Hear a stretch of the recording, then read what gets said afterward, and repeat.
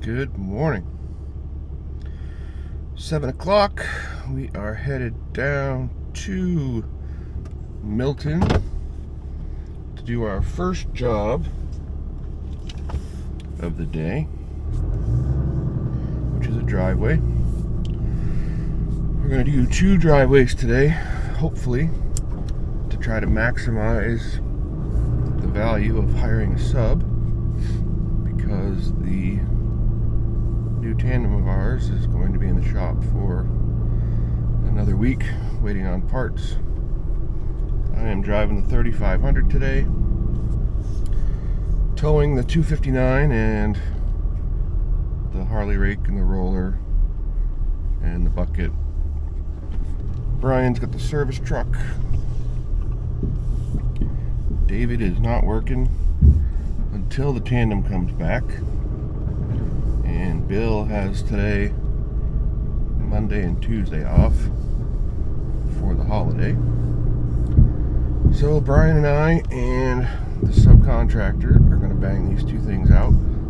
Weather's supposed to be pretty decent, so head down there and bang those out. The first one needs 5 loads of gravel. The second one needs 4. But we got to put fabric down first. So should be a pretty good day. But so the deal with the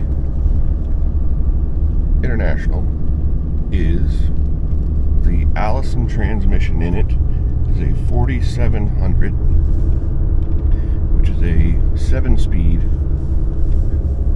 automatic. I went with that one because A, everyone can drive an automatic, and B, I went with the 4700 because it has the extra reverse gear so you can go slower. I've been told by everybody that that's a bulletproof transmission, and yet it had a failure. So it's Allison's fault, not International's, not the dealer, not ours.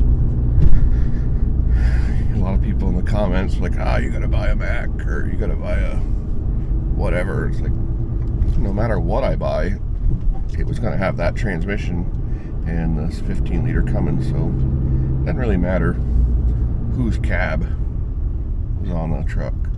So from what I was told, it's really foggy. Mechanic found metal shaving, a metal shaving that was keeping one of the solenoids from operating properly.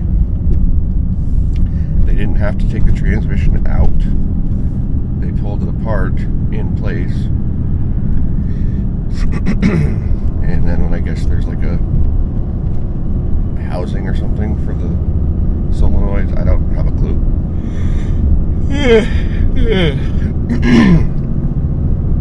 They found a metal shaving in there from the housing machining process that was keeping the solenoid from functioning properly. They removed it.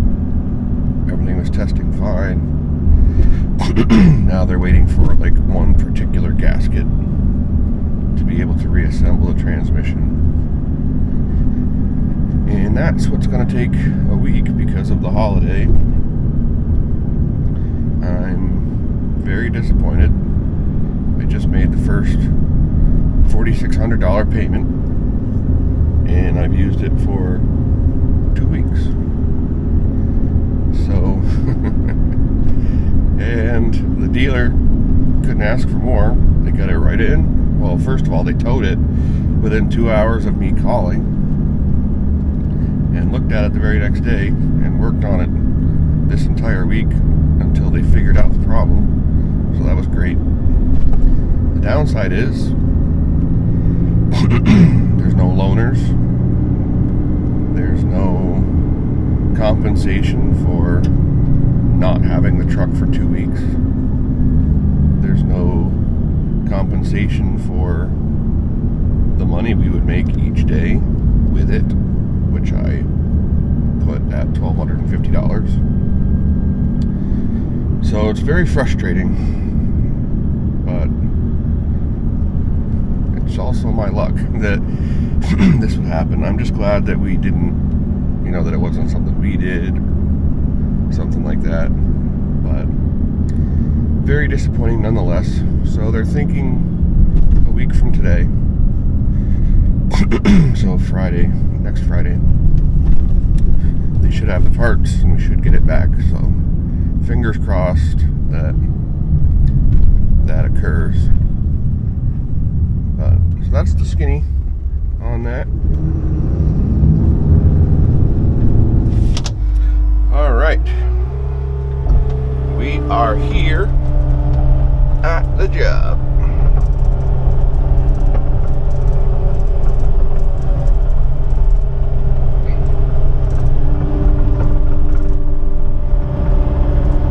I had him dump the first load here because the guy wants a spare load to use in the future, and I never know when the subs are coming. Sometimes they get here before me, like today.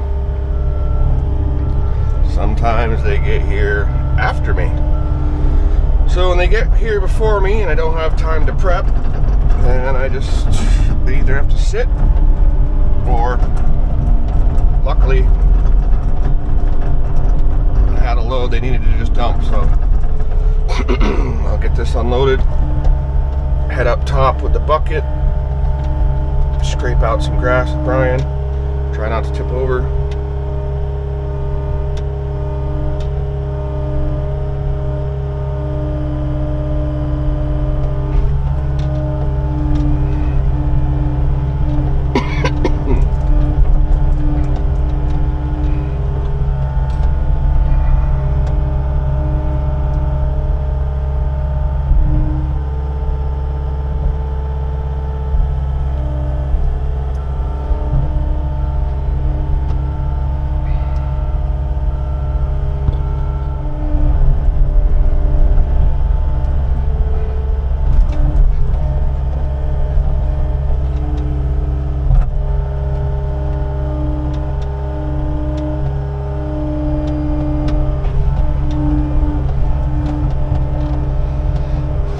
Eric at Victory would not like this setup. He'd poop his pants. Alright, I don't remember everything about this driveway because I quoted it in April.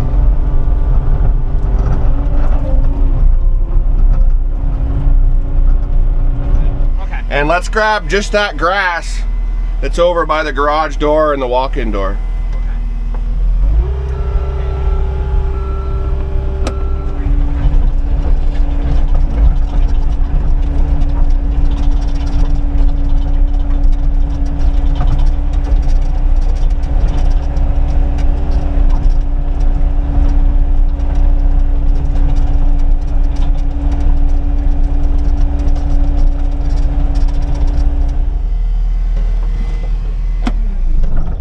Yeah, we'll get all the stuff in front of the garage and to the right of it, and then everything by those bricks,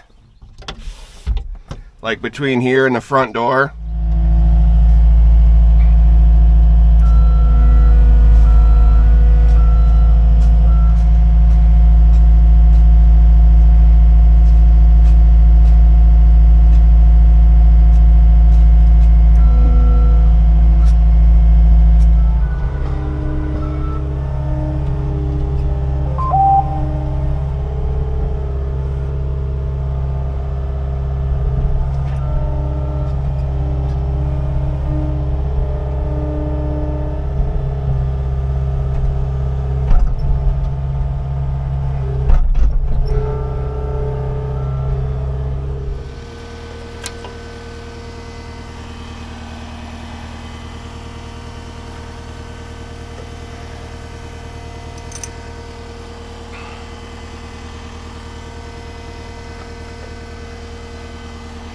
Used to have a zip tie holding all this excess, but disappeared.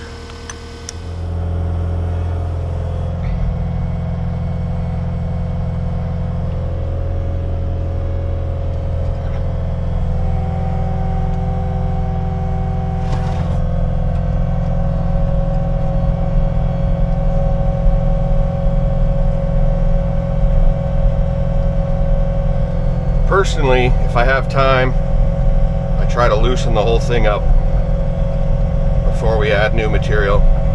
And if we're switching material, I like to roll.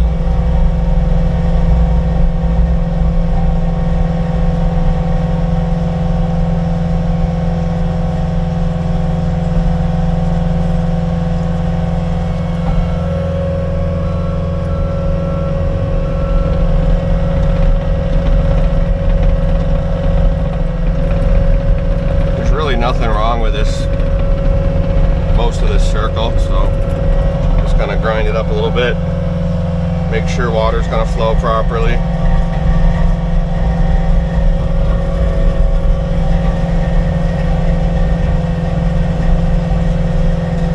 Give it a fresh look, basically. Brian can rake all the nooks and crannies.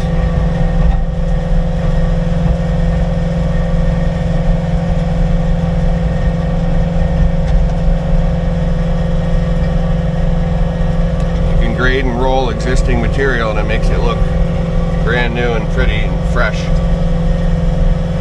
You wouldn't believe how many driveways all we do is freshen them up.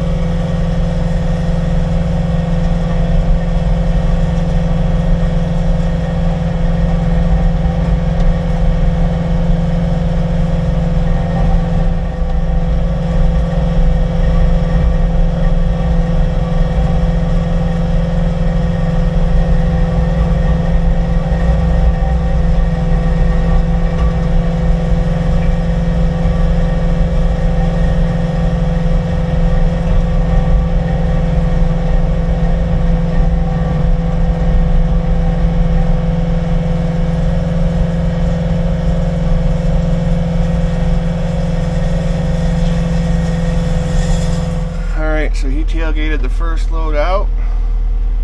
I'm going to switch over to the bucket, put some of this material where we need it, and then get back on the Harley rake.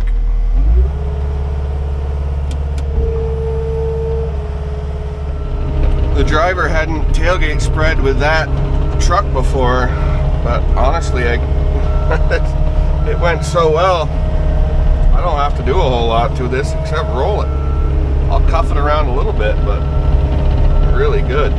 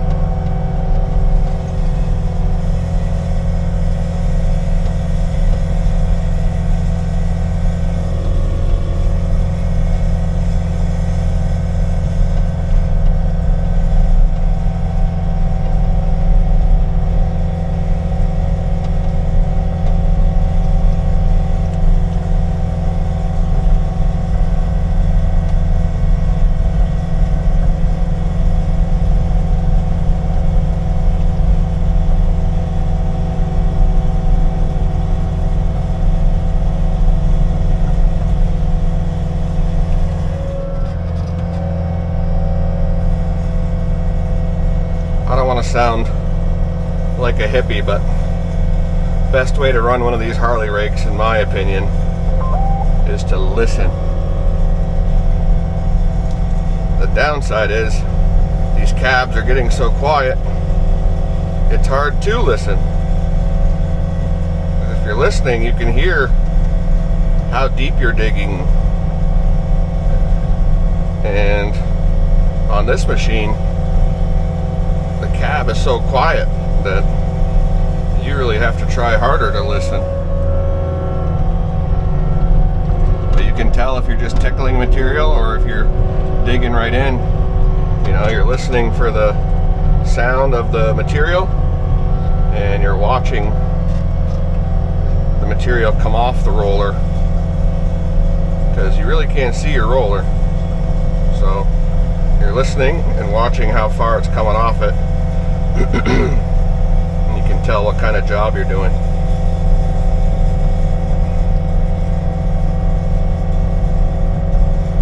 It's like with a bulldozer, you're watching the tips of your blade to see what you're up to, because you can't see the blade itself. And with a Harley rake, you're listening and watching what's flying off it, because you can't see any of the roller from the seat. Alright, that looks pretty good. Brian's raking that. So I'm gonna just take care of this little hump next to the island.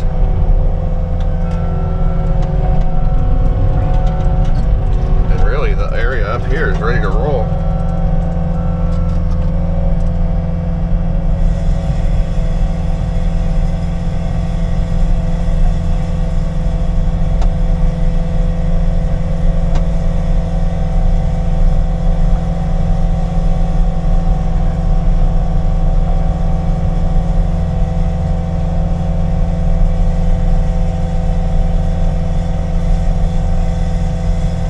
Now I'm going to go over this new stuff.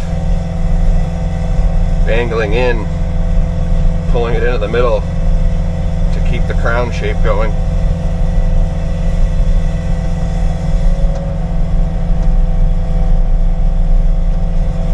Don't want to make your driveway wider.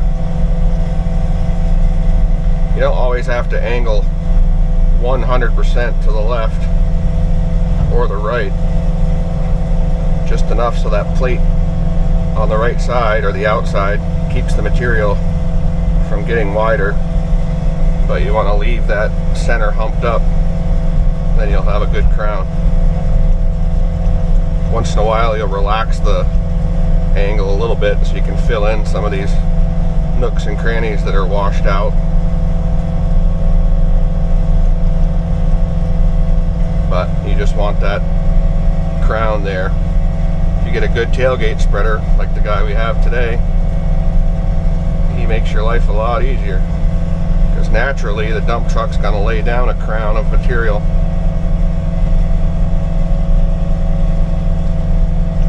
We're going to have to cut a limb off if we want him to tailgate spread further.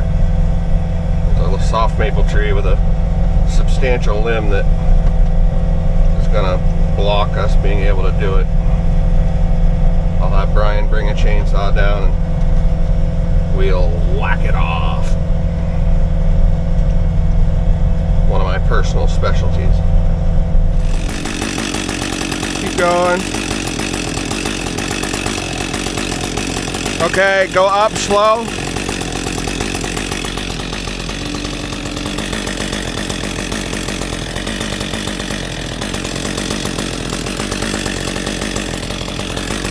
Nice and slow, yep.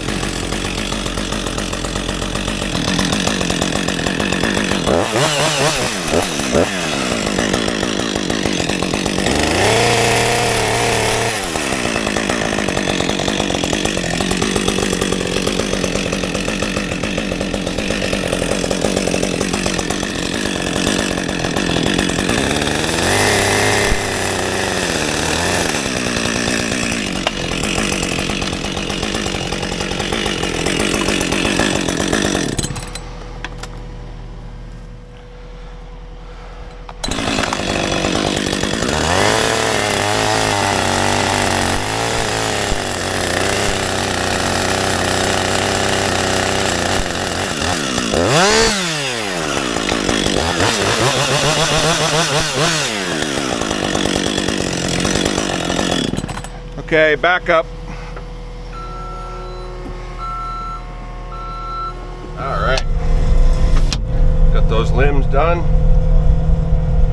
Finished raking the load that he tailgate spread. So up around the house is done. He's coming back with another load. I think he can tailgate that down through here now until we get to the overhead lines, and then we're gonna have a problem. Has anyone who watches the channel had any experience with Trout River Industries bodies? They are like a flow boy. They're a conveyor belt truck body that you can, you know, most people use it for asphalt and aggregates. I'm really interested in one of those bodies. I emailed the salesperson for our area over a week ago and haven't heard back, so I don't know. I guess I will try to get a hold of them again, but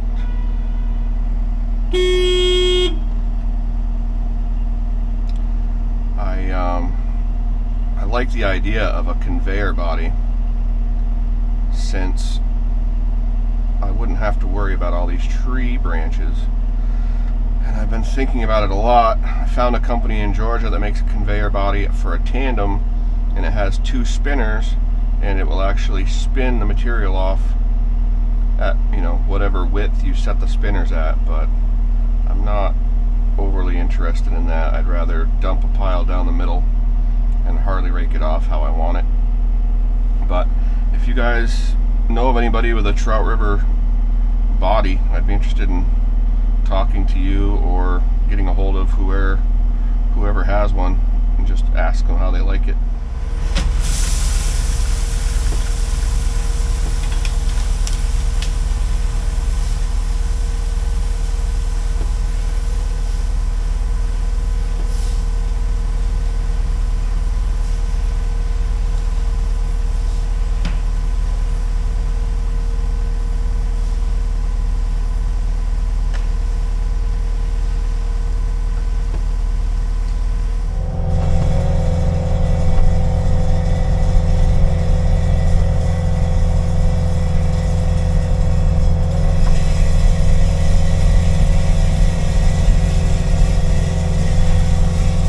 Be able to knit those 2 sections together by going back and forth in each direction a couple times, and that'll take care of that seam. We'll get down here to the bottom, see if we need another half load or what.